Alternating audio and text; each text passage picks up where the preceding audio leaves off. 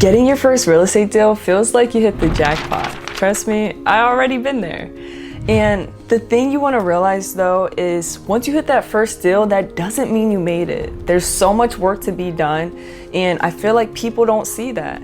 And to be honest, a lot of people fall off of real estate even after getting that first deal. And I don't want that to be you.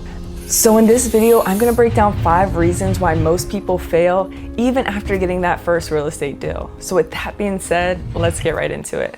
The first reason why people fail in real estate is because they don't understand the money breakdown. They see on the HUD or on the closing disclosure that they make $15K. So $15,000, the company makes it, everyone's happy, so on and so forth. But no, even though it says $15,000 on the HUD or you get that $15,000 check, that does not mean you made $15,000 or your company made $15,000. You have to understand you have to set money aside for taxes, number one, but you also have to make sure you have money aside for your marketing costs, for your CRM, for the different platforms that you use to continue to scale and grow the company overall. Plus, if you have a team, you have to make sure your employees are paid. If the employees aren't paid, you don't got a team, you're not gonna get the job done, and you're just gonna be back to ground zero. Now, the second reason why most people fail in real estate is they have no follow-up system in place, no CRM, customer relationship management platform. And that's just, not even a business at this point. You're just literally making it a hobby and just throwing stuff at the wall, hoping something sticks. Like, you literally need a follow-up game plan, a follow-up system to be able to stay on top of everything and actually run this as a business. You can't just call someone once and expect a deal to happen out of it. Yes, that can happen within a blue moon, but if you really want to get deals and scale this business up, you need to have a follow-up system in place to be able to scale and get more deals in your pipeline and get more deals closed. Now, the third reason why people fail is they get burnout after they get that first deal, or they just get that first deal and feel like they can spend, whatever they want on them and just ball out, which, yes, it's good to spend money on yourself, but it's even better to put money back into the business when you're a beginner and scale that company up so you are able to pay yourself even more. Because if you're in the beginning stages of starting your business, you literally have no momentum and you have to push, cold call after cold call, follow up after follow up, so on and so forth, to be able to build that momentum, get contract after contract, to get deal after deal, right? And if you don't have that momentum, if you just take a step back and you don't have money to put into the business, then it's not gonna work out. Real estate is one of those businesses, and really just about every business is, you have to put money in for it to come out, right? It's all an investment. So when you do get that first check, you should not just spend it all, right? Put money back into the business. Make sure you set money aside for taxes, but then put money back in the business to be able to grow that even more and, still pay yourself, but just not like the whole check. Don't do a crazy amount. And in regards to taxes, that's something you want to touch base with a local CPA in regards to that. Now, the fourth reason why most people fail is they don't have a clear exit strategy. When I was getting into the business, I literally was just an agent, right? And then I added on wholesaling. Then I added on novations, added on fix and flips, added on rentals. Slowly started adding more tools in my toolbox so that I have more exit strategies to use, so that each lead, I can really utilize it to the fullest potential and be able to provide different solutions to help the seller. So with that being said, you want to be able to figure out your exit strategy before you even move forward, right? Because if you move forward on a deal and you don't know your exit strategy, you could definitely be screwed. So for example, me and my business partner at this time, we went and we got a deal. We actually purchased the deal just thinking we're gonna do a wholesale deal with it.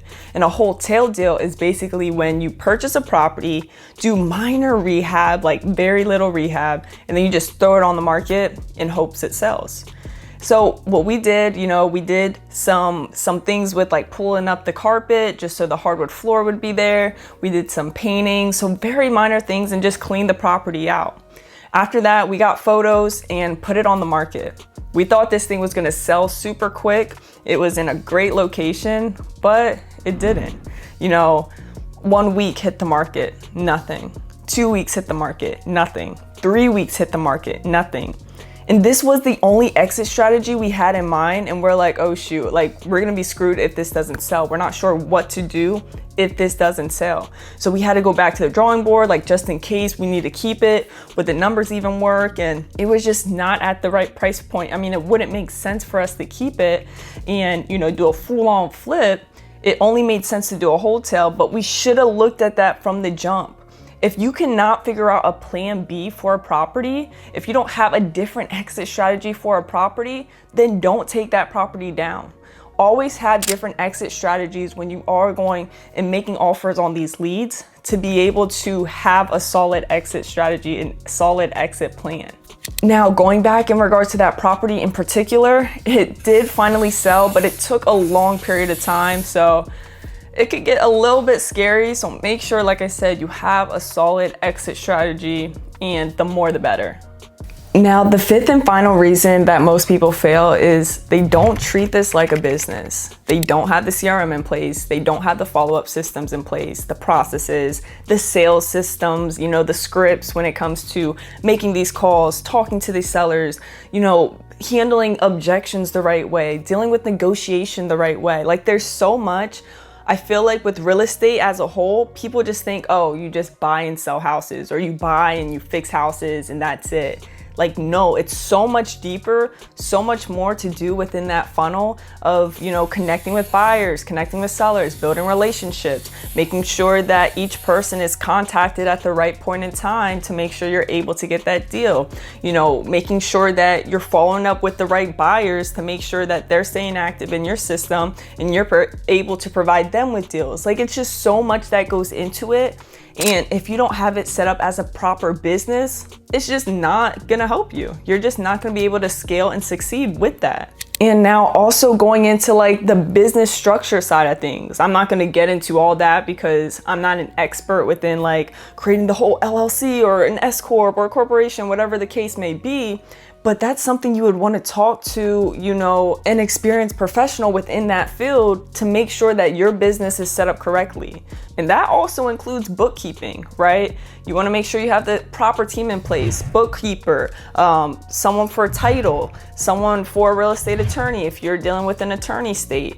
You want to make sure you have a contractor on your team. If you're dealing with flips, you want to make sure you have a VA to help with your admin work. Like, there's a whole bunch of pieces that you have to bring together to make this perfect puzzle for you to be able to, you know, get everything in order and make this actually work and operate as a business. And if you don't have that, that's fine, but utilize that first check you get from that first deal you do and put it back into the business, and then slowly put the pieces together to help it to grow. It just goes back to, don't take that whole check for yourself, because remember, that 15K check, that 10K check, however you make on that first deal, that's not directly right to you. You have to set money aside for taxes. You have to set money aside for marketing. You have to set money aside for your team.